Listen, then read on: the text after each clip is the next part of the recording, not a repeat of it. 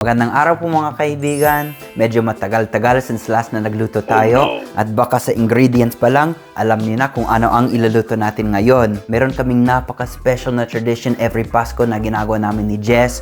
Gumagawa kami ng imbutido at ikakwento ko mamaya kung bakit. Ito ang mga ingredients natin ngayon. Meron tayong giniling na baboy.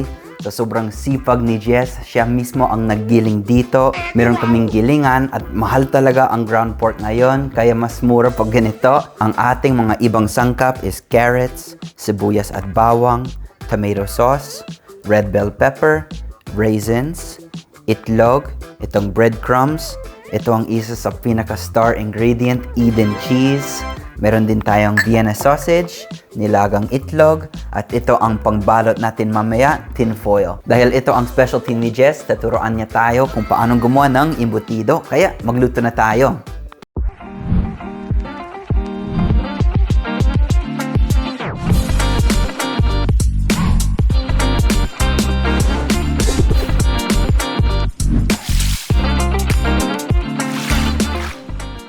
Ala, may nakalimutan pala tayo sa ingredient list. Kailangan ng relish din. Huwag kalimutan. Sweet yung gamitin dapat para manamis-namis. Ito ang ating pinakamagandang chef ngayon. Ipapakita niya sa atin kung paano gumawa ng imbutido.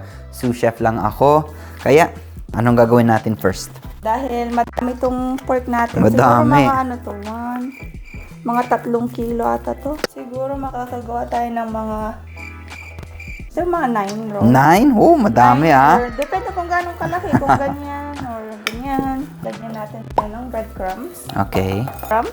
Ito ang breadcrumbs natin. Parang meatball lang, no? Huwag masyadong madaming breadcrumbs kasi yung ibang mga imbutido, Oh, alam mo, mas madaming breadcrumbs kaysa sa... sa meat. Naging breadcrumbs na lang. hindi siya masyadong malas. Pang-pa-bind lang naman. Oo. Sige. Tapos, lemang itlog. Sabi ko nga parang meatball. Ganun. Pero may twist ng lasang Pinoy. Sige. Usually, yung American meatball, Parang ganito lang, tapos salt and pepper. salt and pepper. Minsan, Italian seasoning kung sa spaghetti mo ilalagay. Pero sa imbutido, madami, oh. So, Tignan mo kung ilang mga sangkap dyan, eh. So, halo-halo mo lang siya. Sige, imekos-mekos lang. Tapos, i-ano mo muna kalahati. Kalahati mo na. Amoy na, amoy na. Diba? Ang bango. Ang bango. Ito mga carrots. Wow, madaming carrots. Yep, para makulay. Mga red pepper, no? Tapos, ilagay mo tong red bell pepper. Pwede Diba? na yan, ha? Oo. Maganda na yung kulay, oh. Ang kulay. Orange, red, talagang pang Pasko. Ito. Mga raisins. Mga ilang raisin. Ang laki, ha? Ang lalaki. Okay na yan, ha? Meron tayong sushi. Hey! Imbutido, boy. Yung mga iba gumagawa sila ng imbutido, red and green bell pepper para may red, green, Christmas na Christmas. Pero I think pwede Relish. pang green na tong relish. Sige. Sipa. Slowly. Yan. Konti pang relish. Siguro mga half a cup ng relish. 3 kilo yan. Madami. Madami tayong giniling. Ang sipag ni Jess kagabi. Kung ipapakita ko sa iyo yung video. Mahal kasi pag bibili ka sa supermarket ng giniling na talaga. Oo. Mas Doble yung mura. presyo niya. May gilingan dito. Bili ka na lang ng isang malaking chop ng pork tapos ikaw na magbili. Yan yung isa pang tipid tips ni Jess. Ito optional lang. Kung gusto mong medyo red ng konti at hindi super maputi. Bakit ikaw gusto mo man ng maputi? Joke lang. Kapag kain, Ay, sa tayo ko naman. iba pala ang pinapag-usapan. Pampakulay lang tong tomato sauce. Sige. Bigyan natin ng, kalahati Okay mo na yan? Oo. Kasi ayaw mo siyang maging masabaw. Ay, oo Konti nga. lang, pangpakulay lang siya. Oo, makulay Alam niyo na kung saan yan. ko natutunan itong pangpakulay? Saan? Kay Chef Banjo ng Panlasang Pinoy. Wow! Yan, Shout out. Shout out kay Panlasang Pinoy. Ang galing, Ito yung star ng show. Star ng imbutido. Ito para maging creamy na. Creamy and yung, alam mo yung medyo pangpaalat na din niya. Patikim. Ay, nalaglag. Lasang Eden cheese. Medyo malambot kasi ang Eden cheese. Ang hirap niyang ang tawag nito? Oo. I-shred. Tapos masarap pag madami. Syempre, dapat lang. unang kasal kami, pinapag-usapan namin yung mga traditions, kung anong ginagawa ang mga pamilya namin sa Pasko. At sa amin, uso ang mga Christmas cookies, mga desserts, di ba? Puro mga baking. Puro mga sweets kasi magaling si mama mag-bake. Kaya every Pasko, wala kaming masyadong dinner ganyan. Puro mga sweets. Pero sinabi ni Jess na sa pamilya nila, every Pasko may embutido. At noon, hindi ko alam kung ano yan. Never ko natikman, di ba, yung embutido. Gumawa siya ng embutido at wala na. Na-in love ako. At ngayon, yung mga Pasko namin, meron kaming Christmas cookies at embutido. Lahat, no? Dagdagan natin yan ng Konti pa. Yeah. Yan. Ito na ang ating mixture. Super mixed in lahat ng mga sangkap natin. Ang gagawin natin ngayon, i-roll na natin ang embutido. Ito ang ilalagay natin sa gitna, no? Palaman. Oo, ito ang palaman natin.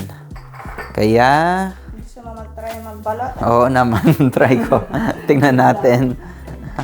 Alam mo naman, hindi ako masyadong magaling sa ganyan. Para ka lang gumagawa ng sushi. Sushi? Yes. Sige, sagli. Gayan mo lang ito. Ganito. Okay. Parang sushi lang. Gawa ka, i-flat mo. Oo. Ayan. Nag-iwan ka ng siguro mga 2 inches sa gilid. Tapos pang pisot mo yan lang yung siguro. Pwede ka na? Here. Okay. Isang ganito. Tapos ilay flat mo ang ganyan. Ganyan. I-start ka lagi sa dulo, babe. Oo. Ganyan. Ayan. Gaano ka flat? Ganyan. Tapos i-flat mo lang. Okay. Alternate mo siya. Itlog, sausage, Buong sausage or kalahati? kalahati. Okay. May kalahating itlog. Kalahating sausage. Okay. Ganyan. So, ito ang Vienna sausage. Hinati na ni Jess. Ilagay mo dito sa corner at baby para tama yan, tama. Ganyan. Tapos itong nilagang itlog. Pag ganyan. I-squish mo lang konti, no? Ganyan. Lahat ganyan. Kuhanin. Tapos squeeze mo, no? Dapat tight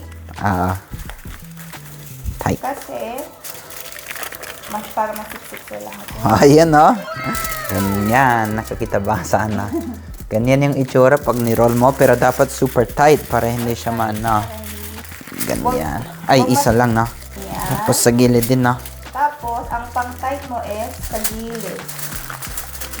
Slowly mo siya ipisot. Pisot. Ganyan hanggang mag-tight. Wow, ang ganda naman sa'yo.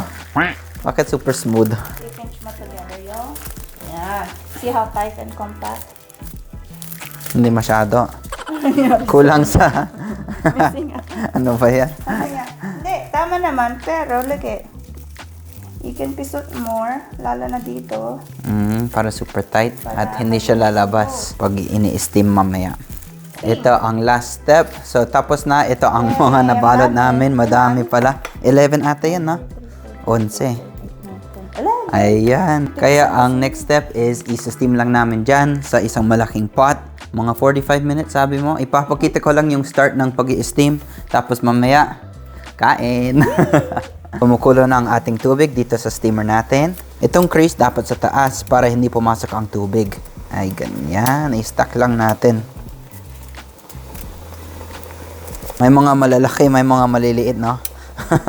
Halata yung mga ginawa ko. Isa-steam lang natin ng mga 45 minutes to 1 hour. Check natin at 45 minutes kung luto na. Kung hindi pa, mga 1 hour yan. Tapos ito ang second batch. Kaya mamaya kakainin natin. Chinek na ni Jess at lutong-luto na ang ating embutido. Perfect ang 45 minutes. Kaya buksan na natin. Ipapakita ko sa inyo ang itsura niya. Wow! Okay. Wow, sobrang cheesy. Kaya ganito yung itsura niya dahil sa Eden cheese. At may chunks pa ng Eden cheese para extra creamy. Mukhang nasobrahan pero yan yung gusto namin sobrang creamy. Ito na ang itsura ng lutong embutido at pwedeng kainin ng ganito pero ang gusto ko ipaprito para konting crunchy yung labas niya. Iprito lang natin tapos tikman na. Excited ako. Ang bango. Ipaprito ni Jess. Konting mantika lang. Gusto mo try sa kanin? Pwede din sa kanin. Siyempre masarap. Tapos yung spicy na ketchup. Naprito na namin itong embutido. Sobrang mabango. Medyo crispy na itong outside niya. Yan na prito, ito yung na-steam lang. Tingnan natin ang pagkakaiba. And ito ang pangsawsawan natin. May spicy, hot and spicy Jufran. Hindi ito sponsored, kaya baka naman Jufran. Oh, yan yung loob niya. Nakakita talaga yung itlog and Vienna sausage. Ako hindi nakuha yung Vienna. Ay. Mukhang nakuha natin Ito, oh. ang itlog. Ito sa'yo. Yung may Vienna sausage and itlog. Ayun. Wow.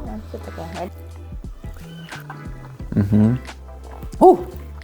Ganyan ang lasa ng embutido. Bo!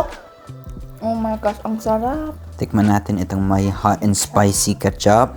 Tapos kanin.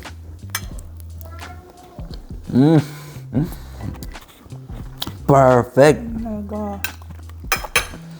Sobrang masarap, no? Wow! Grabe, sobrang masarap. Lalo na yung maanghang na ketchup. May added cake Wow. after. Mmm. O, diba? Ang saya ng Success. ang saya ng may Ang tradition. galing. Yan, every time gagawa tayo nito, anong nasa? Lasang Pasko. Lasang Pasko, tama. Bali, yan yung embutido namin. Tamang-tama yung lasa niya. Sobrang masarap. Kaya try nyo din itong recipe na to. Mag-comment mo na kung natikman mo na yung embutido o kung ano ang recipe po sa inyo. Maraming salamat po sa panonood at sa susunod po ulit. Ingat po kayo. Ang dala. Bye! Ay.